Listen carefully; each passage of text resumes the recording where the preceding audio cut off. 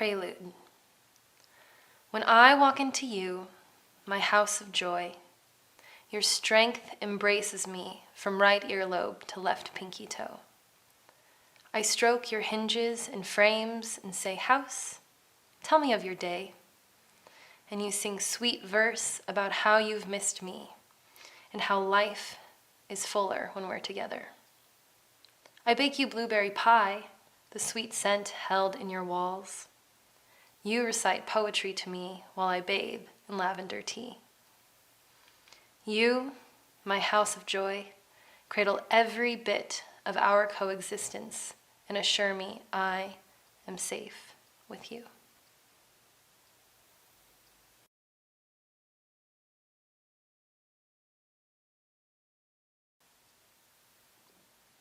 Welcome, Olivia. For the second time in her life, she is houseless, but she is not homeless. She makes lists upon lists of names and phone numbers and addresses and cost and crime statistics and proximity to the middle school for Jax and proximity to the university for Andrew and her and anywhere her family might be comfortable. But no catches. She will try again tomorrow. She is always overprepared, but never prepared for the right things.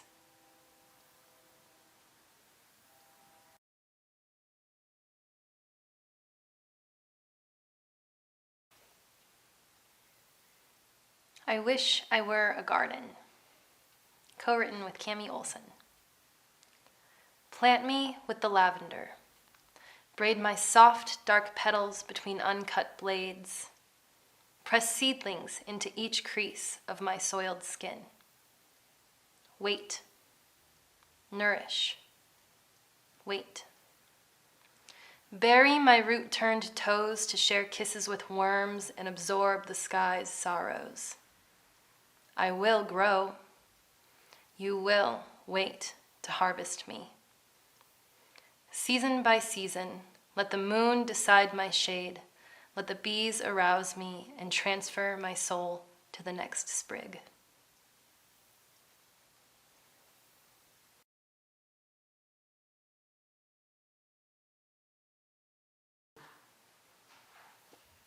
Spew.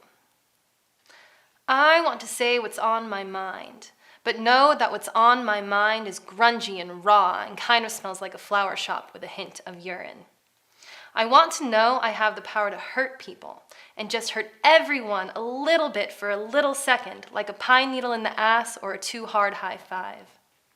I want to not live in a limbo of professionalism and agony artistics. I want to create and create and create and create and fuck and create and drink too much coffee and get sweaty and cold.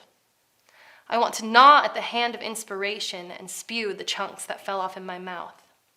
I want to read poetry in the women's restroom and climb as many buildings as I can. I want to pretend to jump off and make everyone suck the air in real quick and intense. I want to make out with a book and get pregnant by swallowing its ideas. I want to birth its baby book and burn it. I want to spread its ashes on my softest parts and let tomorrow swallow me. And I want to not want so goddamn much.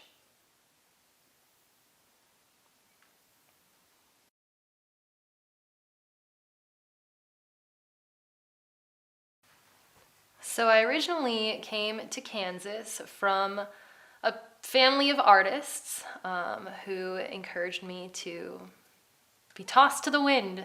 And I got my undergraduate degree in Lindsborg and was introduced to poetry when I was required to go to a poetry reading for a creative writing class. And that changed my life forever. I started meeting poets and I started doing my own readings, and eventually I started my own poetry series and took over a pre-existing poetry series. And the community that I have joined and helped grow has been nothing short of phenomenal. Right. I am currently a graduate student at Emporia State University, where I work as the assistant to Dr. Kevin Ravis, former Kansas Poet Laureate, And part of my work with him is working on my poetry. And that's been phenomenal. It's been really helpful to have his perspective, and it's been really helpful to learn things about the publishing and submission and revising and conference and processes of all sorts. I'm also working as a reporter at the Emporia Gazette. As a reporter with the Emporia Gazette, it's been an interesting work, school, family life balance. At the Gazette, I never know what my schedule is going to be. And contrary to the school schedule, which is a more rigid schedule, it kind of throws a lot of things in a lot of different directions, which can be hard to catch, but is always super fun. I've met some really incredible people through the different things that I have covered with the Gazette and that I have done in the poetry community, and oftentimes because of the way our small community works, I get to have those things overlap. For example, I get to write an article about Lindsay Bartlett's book release, and I got to interview current Poet Laureate of Kansas, Huascar Medina, and I always appreciate when the newspaper brings in the arts. Primarily, I am working on my poetry collection, House of Joy, which is part of my thesis. And my thesis focuses on what kind of poetry is being published in Kansas these days and what kind of voices are being represented and how my work plays into that. A lot of what I write that does not go in my thesis, I'm just kind of holding on to for the next thing. Ideally, I would really be interested in working on a collection of both found poems and kind of behind-the-scene poems from my time at the Gazette. There are a lot of really interesting poetic moments that don't get shared in a news article that a poem can capture, and a lot of very poetic things that can be published that I would like to sift through and craft into other poems there. So House of Joy, which is the collection I'm working on for my thesis, focuses on my family loosely. The characters have definitely taken on lives of their own, but it travels around this small town, Kansas, and represents an odd voice, being a young woman in Kansas, with a partner who is twice her age and a teenage stepson. Kind of a strange position to be in, so I couldn't help but write about it. One of the nonfiction writers that I've really enjoyed getting to know is Annie Dillard. Her writing is really detail-oriented, and it's something that I admire poetically as a means of describing what's actually going on. To combine the poet-journalist style, I really enjoy Carolyn Forche's work.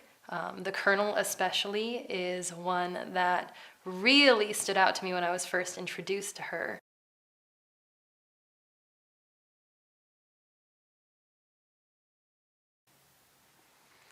The folks in the poetry community just keep things exciting. I remember originally meeting Jeanette Powers, and I'm pretty sure she was wearing a tutu and dancing and reading poetry at the same time, and that felt right. And from then on, I just kept collecting folks like that who, I never expected to find people like grungy Jason Rehberg hanging out and drinking whiskey and writing poems in Kansas. And eventually I made friends with Victor Clevenger at a poetry reading, and then the next time I saw him, he invited me to join him and John Dorsey and Ejno Martin to go down to Dallas. I wasn't expecting to go to Dallas for that weekend, but they had a couple of readings down there, and they decided to invite me along. So I've gotten to go to readings in Dallas, and then I joined Victor and John for a reading in Pittsburgh, Pennsylvania. And I even got to read a poem in England. There wasn't an official reading there, but that's, poetry has taken me all around the world so far. But there are still plenty of other places to go check out. It's really funny whenever these poet friends I've collected come visit. They never expect anything, and they just try to live as humbly as they can in another person's home. And in small town Kansas, sometimes that's a clash because of the hospitality, and you just want to give them everything and everything and everything, and they're more comfortable with their independence.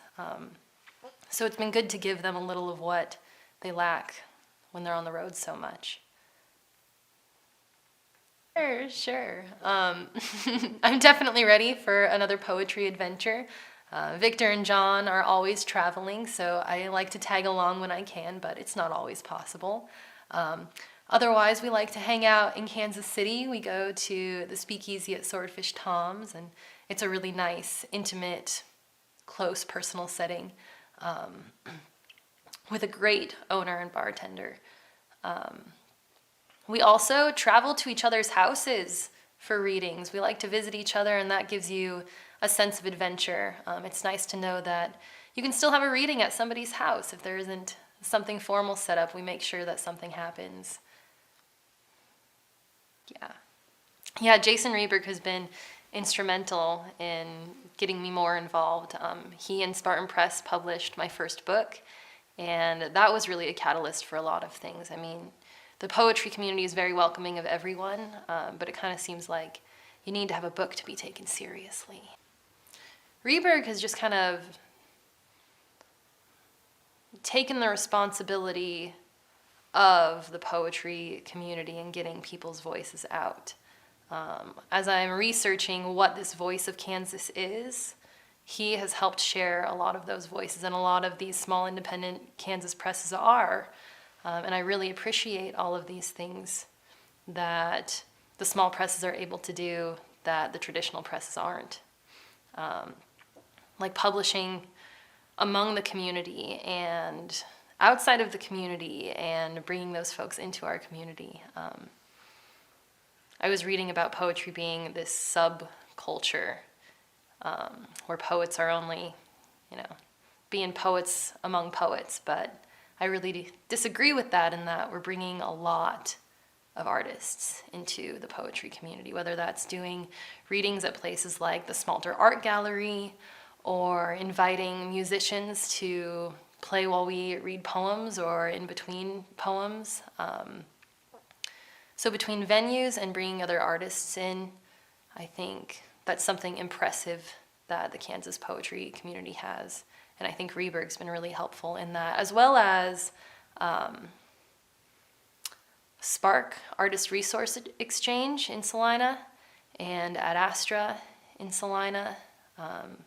These have been really great places for artists to kind of find their home among it all, whether that be poetry, music, or visual art.